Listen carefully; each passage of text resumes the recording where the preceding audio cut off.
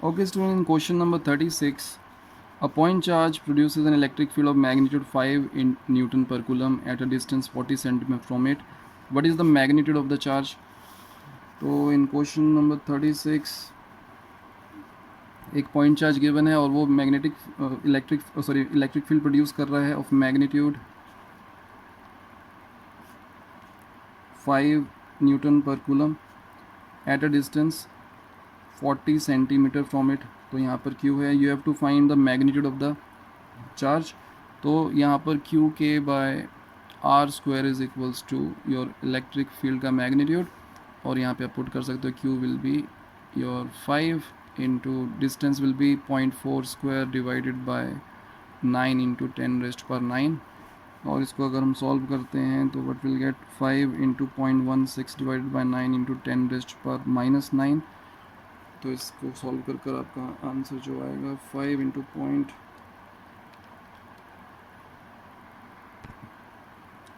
So it will B 0.089 into 10⁻⁹. सो इसको आप लिख सकते हो 8.9 into 10⁻11 coulomb. So this is the answer question number 36. Let's see question number 37.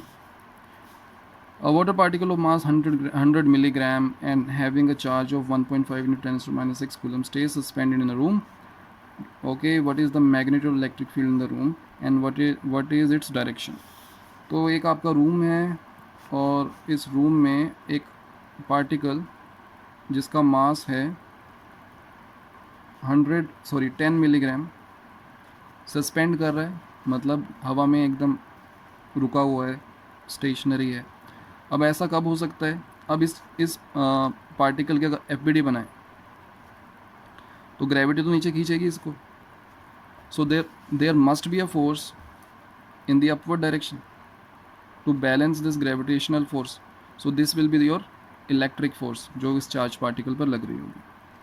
इसका चार्ज मैं यहाँ लिख देता हूँ. Q is also given 1.5 into 10⁻⁶ coulomb. So mg, that is 10 into 10⁻³ into 9.8, that will be equals to force. अगर electric field है इसमें positive charge है, so the electric field has to be in the upward direction, ताकि वो इस पर force लगा सके in the upward direction. So it will be equals to Q times E. Q is 1.5 into 10⁻⁶ into E. So यहाँ से हम E का मैग्नीट्यूड निकाल सकते हैं. और यहाँ पर आपको मिलीग्राम गिवन है, तो यहाँ पर आपका अब 6 हो जाएगा 10⁻⁶. तो यहाँ से ये कैंसिल हो गया और ये आपका 9.5 डिवाइड बाय 1.5 और आपको यहाँ पर 10 मिलेगा. So when will solve this we will get 65.3 as the answer. Okay, 65.3 newton per coulomb. तो ये आपका आंसर आ गया है. Okay student, in the next question आपका है question number 38.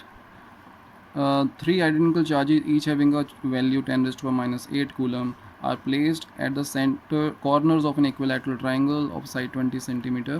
Find the electric field and the potential at the center of the triangle. So in question number 38, so we have given an equilateral triangle.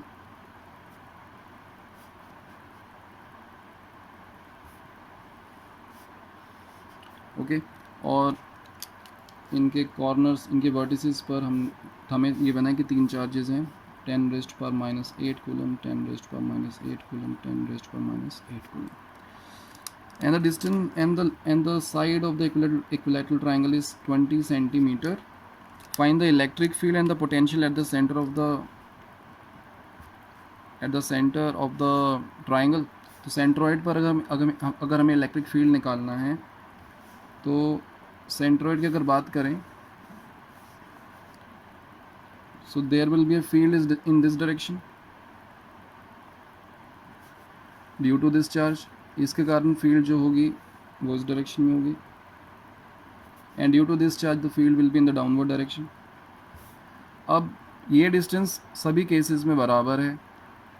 Okay, तो अगर ये distance बराबर है और ये जो फील्ड है आपकी मैग्नीट्यूड बराबर है, तो अगर सेम वेक्टर मतलब सेम मैग्नीट्यूड के 3 vector which are equally inclined, अगर इनके बीच में एंगल की बात करें 120 degree, 120 degree, 120 degree, E1, E2, E3, and your E1 magnitude is same as E2 is same as E3. तो जब ये कंडीशन है तो equal magnitude vectors inclined equally, तो उनका जो रिजल्टेंट होगा that will be zero. E1 plus E2 plus E3 has to be a null vector. तो electric field at the center will be zero. अगर हम पोटेंशियल की बात करें, इसको अगर मैं बोल देता हूँ this is O point, so the potential at O that will be sum of the potential by the three charges.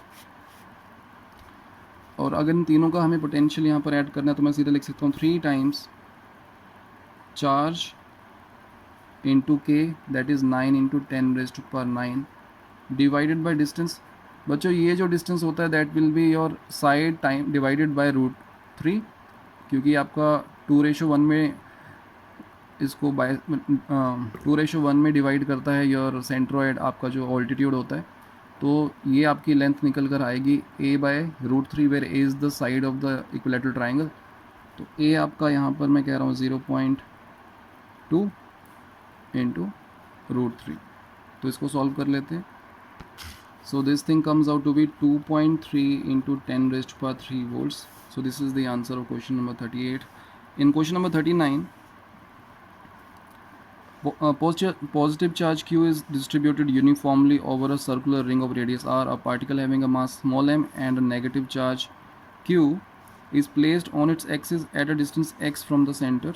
Find the force on the particle. Assuming x to be very very less than r, find the time period of oscillation of the particle if it is released from there.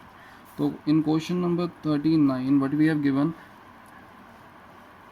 कि we have a circular ring, ठीक है, उसके ऊपर charge capital Q है.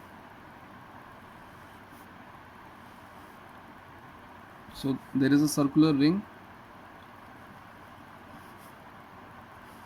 और इसका जो radius है दैट इज़ कैपिटल R और इसके ऊपर यूनिफॉर्मली Q चार्ज डिस्ट्रीब्यूटेड है. सो कैपिटल Q और at a distance x from the centre हमने एक चार्ज Q प्लेस कर दिया स्मॉल q.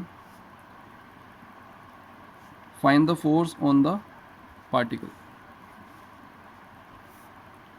ओके, तो बच्चों इसकी जो आपने डेरिवेशन की होगी due to the ring the field on the axis, तो वो फॉर्मूला आपका क्या होगा, electric field will be your Q K x upon r² plus x² 3/2. ठीक है, बहुत ही स्टैंडर्ड फार्मूला है. तो अगर हमें फोर्स निकालना है, force will be Q times E, so it will B capital Q small q K x upon r² plus x² 3/2. So this is the force. अब हमको बताना है कि जब x is very very less than r, in that case जो time period होगा oscillation का वो क्या है. If x is very very less than r, in that case your r² plus x² can be written as r². So your f will be nearly equals to q small q K x by r cube. तो अगर हम बात करें, अब यहाँ पे आपको दिख रहा है कि जो फोर्स है that is proportional to x. तो जो रिस्टोरिंग फोर्स की मैं बात कर रहा हूँ, since the direction of force is, और यहाँ पर आपको नेगेटिव चार्ज है तो इस पर जो फोर्स लगेगी that will be in this direction. Okay, because of this ring the field will be along towards the right and the force on this charge particle will be towards left, because ये negative है. यहाँ negative sign लगा देता हूँ. अब यहाँ पर जो x है वो राइट डायरेक्शन में है बट उस पर फोर्स लेफ्ट डायरेक्शन में लग रही है. सो हमने यहाँ पर रिस्टोरिंग फोर्स जब दिखाई हमने एक नेगेटिव साइन लगा दिया. So it will be Q K और यहाँ पे 4πε0 r³ into x. So by Newton's second law we can write mass times acceleration, और acceleration will be equals to minus q small q by 4πm∈0 r³ into x. तो यहाँ से बच्चों आपको omega मिल जाएगा. So omega comes out to be square root of capital Q small q upon 4πm∈0 m epsilon naught are cube, ठीक है, ये सारा इसके नीचे। और यहाँ से आप टाइम पीरियड निकाल सकते हो 2 पाई बाय ओमेगा। तो बस आप you have to substitute the value of omega, तो आपको टाइम पीरियड मिल जाएगा। ओके स्टूडेंट्स, नेक्स्ट क्वेश्चन देखते हैं। इन question number 40,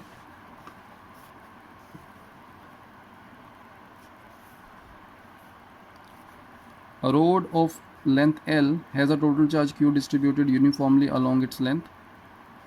It is bent in the shape of a semicircle. Find the magnitude of the electric field at the center of the curvature of the semicircle. तो बच्चों हमको यहाँ पर क्या given है, एक L लेंथ थी, हमने उसको एक सेमी सर्कल में चेंज कर दिया है। तो बेसिकली यहाँ पर आपको गिवन है जो इसका रेडियस है, तो पाई आर मान लेते हैं, इसका जो रेडियस है that is capital are.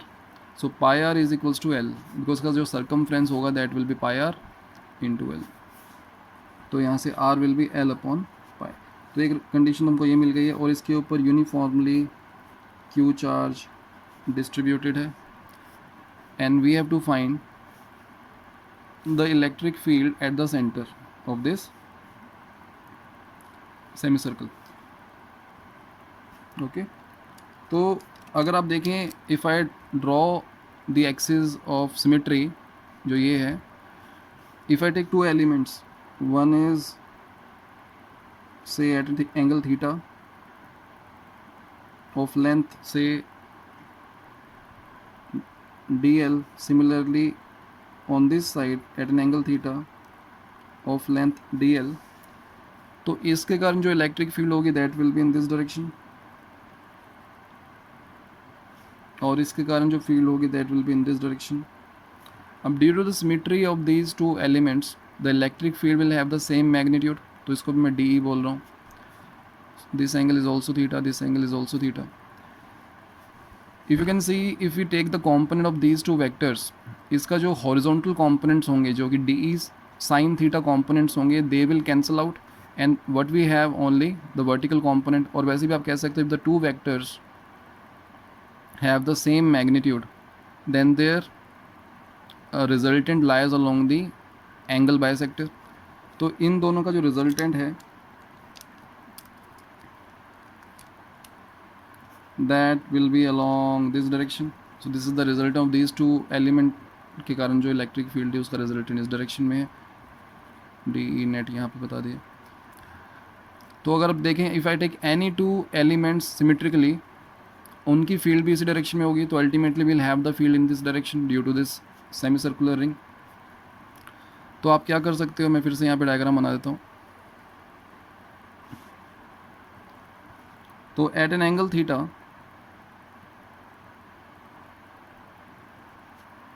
okay,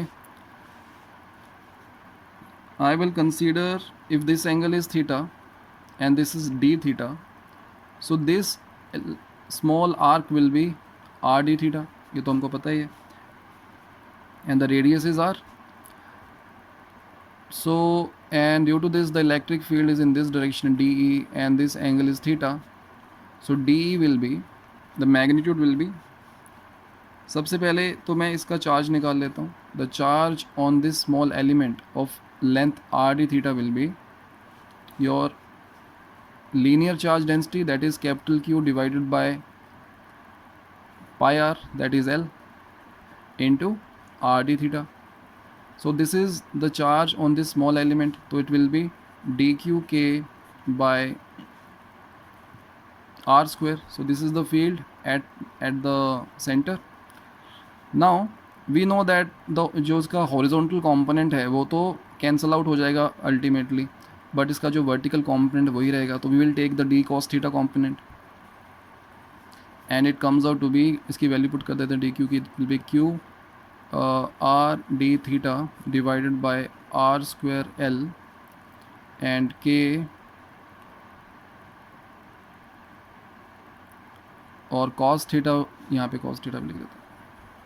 तो ये हमको मिल गया है, यहाँ से एक आर कैंसिल हो गया, आर को इन टर्म्स ऑफ एल लिख सकते हैं। So it will be Q k, r is l by pi, तो एल स्क्वायर, यहाँ पर एक पाई आ गया है, और cos theta d theta.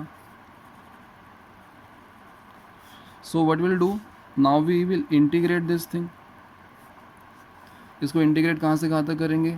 अब देखो, this is the line, reference line जिससे हम एंगल मेजर कर रहे हैं, तो we have to integrate from minus π/2 to plus π/2. So the limit will be minus π/2 to plus π/2. Pi Q upon l square, और इसको मैं लिख देता हूँ 4 π एप्सिलॉन नॉट. कॉस थीटा का इंटीग्रेशन होता है sine theta, so it will be minus π/2 to plus π/2. So pi Q l square 4 π epsilon naught, और it will be 2 sine π/2 minus of sin minus π/2 will be 2. So we will get pi q upon 2 pi epsilon naught L square. So this is the field magnitude, and the direction will be vertically downward, and the vertically downward direction in this direction. Okay, तो यहाँ से पाई को cancel कर सकते हो, q/2 epsilon naught L square. So this is the answer of question number, sorry यहाँ पे question number 40 है, 4 लिखा है मैंने. So question number 40. Okay students, in question number 41, a 10 centimeter long rod carries a charge of 50 microcoulomb distributed uniformly along its length. Find the magnitude of the electric field at a point 10 centimeter from both the end. तो यहाँ पर आपको एक rod given है of 10 centimetre long,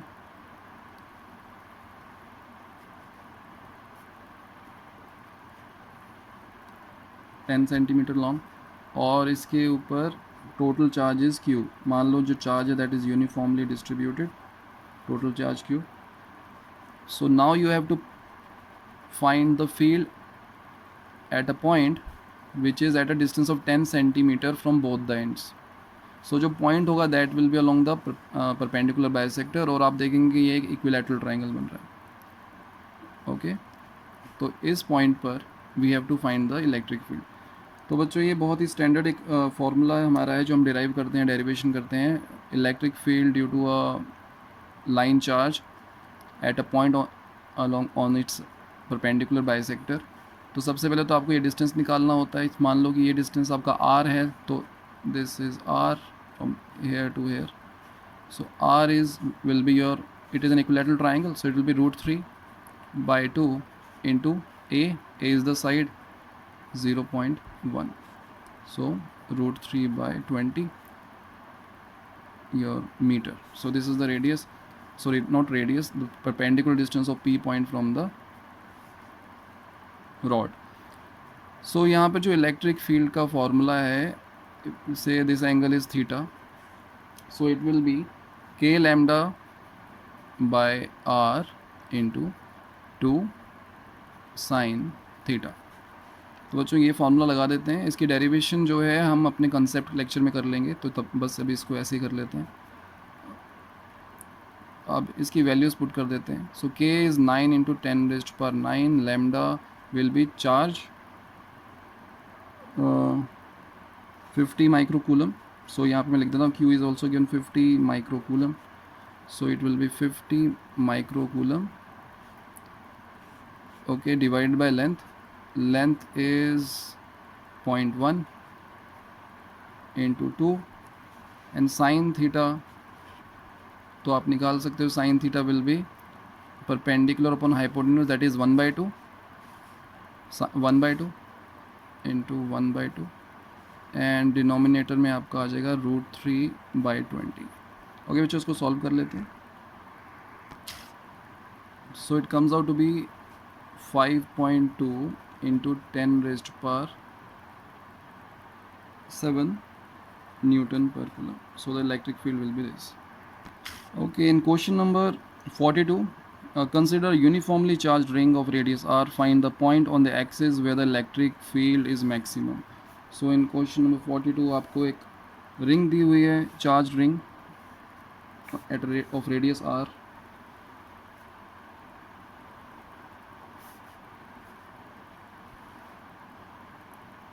Say at point P जो आपकी electric field है it has the maximum magnitude. तो इसको हम मान लेते हैं दिस डिस्टेंस इज़ x। तो और चार्ज जो है that is uniformly distributed q charge. So p पर जो इलेक्ट्रिक फील्ड है ये स्टैंडर्ड फार्मूला है आपको पता है। तो electric field will B capital Q k into x upon radius is also given that is r square plus x square raised to power 3/2. Okay, now we have to find the maximum value of this. So first of all you have to find the x where the field will have the maximum value. तो हम क्या करेंगे, we will use maxima minima. तो we will take the derivative of the electric field with respect to the variable x. So it will be qk d by dx of x upon r square plus x square raised to power 3/2. तो यहाँ पर quotient rule लगाएंगे। So it will be d by dx of x r square plus x square raised to power 3/2 minus x d by dx of r square plus x square raised to power 3/2 divided by r square plus x square cube, square कर दिया denominator का। So it comes out to be qk r square plus x square raised to power 3/2 minus x, so it will be 3/2 r square plus x square raised to power 1/2, and then the derivative of this it will be 2x. So it comes out to be this divided by r square plus x square raised to power 3. अब इसको zero put कर देते हैं। जब इसको zero put करेंगे यहाँ पर आपका r square plus x square raise to power 1/2 common आ जाएगा। तो आपको यहाँ पर मिलेगा r square plus x square minus 3x square, so it will be zero. और यहाँ से you can say your 2x square is equals to r square and x will be r by √2. So at this x your electric field will have the maximum magnitude. So E max will be qk r by √2 divided by r square plus r square by 2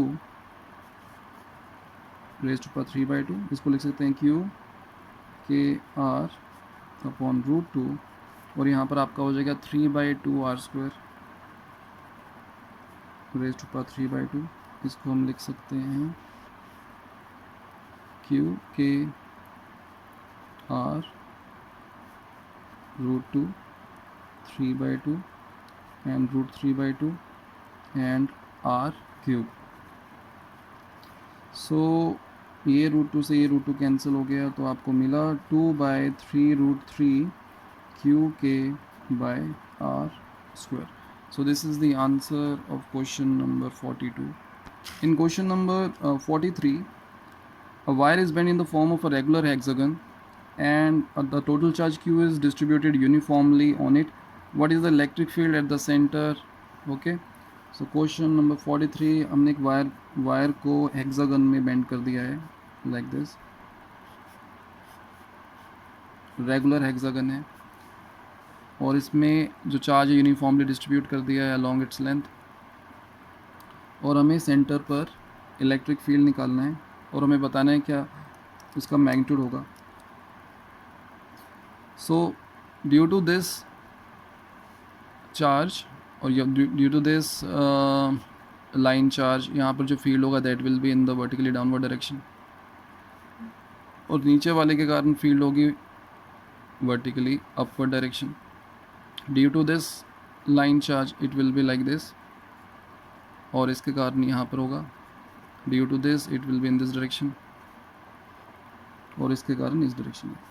Now all these vectors will cancel out each other, और वैसे भी आप कह सकते हो all will have the same magnitude because of the symmetry. The magnitude of all the fields will have the same value and all of them are inclined at the same angle. सभी के बीच में 60 degree का angle है। Okay, so we can say all the vectors are aligned equally and have the same magnitude, so their resultant will be 0. Okay, so all your, if we add up all the fields, it comes out to be 0. ठीक है, तो मैं कहूँगा equal magnitude vectors inclined equally, ठीक है, therefore their resultant will be 0.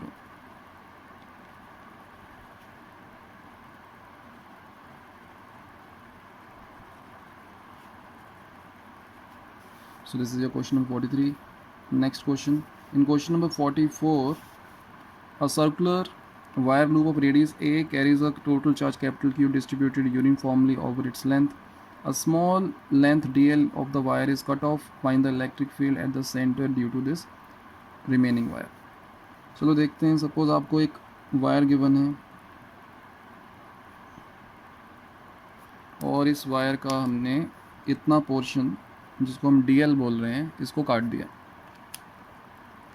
So we have to find the electric field at the center due to this small dl wire, जो उसका portion था वायर का पूरे का. और हमें दिया है इनिशियली जो हमारी वायर थी उसके ऊपर टोटल चार्ज कैपिटल Q है. ओके, इतना दिया हुआ था. और हमें बताना है कि यहाँ पर और रेडियस भी आपको गिवन था. Radius is a, what is the field at the centre due to dl. तो बच्चों ध्यान से देखो, अगर ड्यू टू, हमें पता है कि in case of a wire, यहाँ पे अगर आप फॉर्मूला देखो, एक सर्कल है, एक्सिस पर अगर कोई पॉइंट है तो this is the electric field.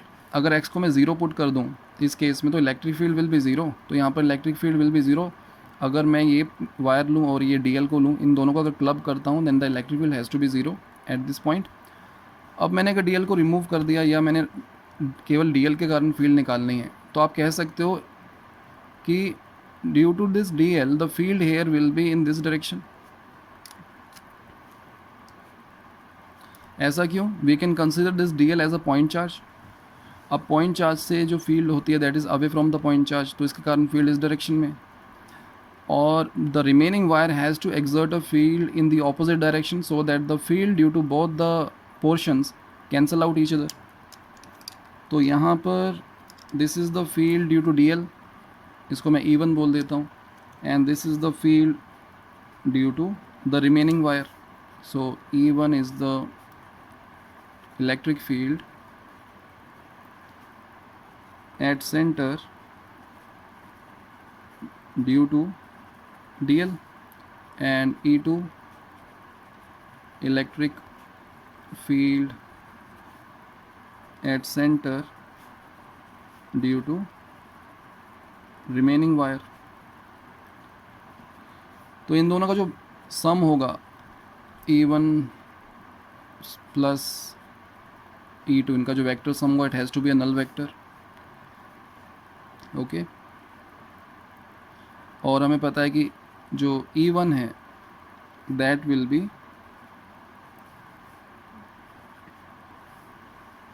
इसका चार्ज कितना होगा इस पर, अगर इसमें यूनिफॉर्मली डिस्ट्रीब्यूटेड चार्ज था तो linear charge density that is Q by circumference was 2πa into the length dl.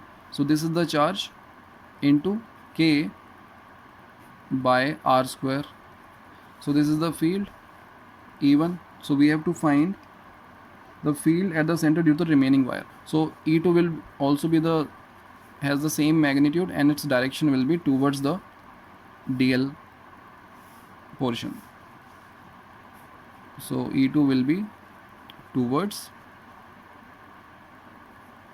dl.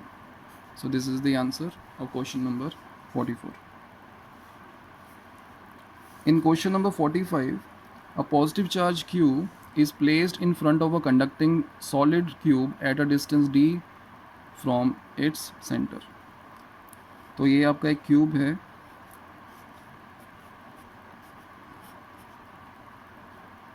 मान लो ये इसका सेंटर है. इसके सेंटर से कुछ दूरी पर आपने एक चार्ज Q को रख दिया है एट अ डिस्टेंस d.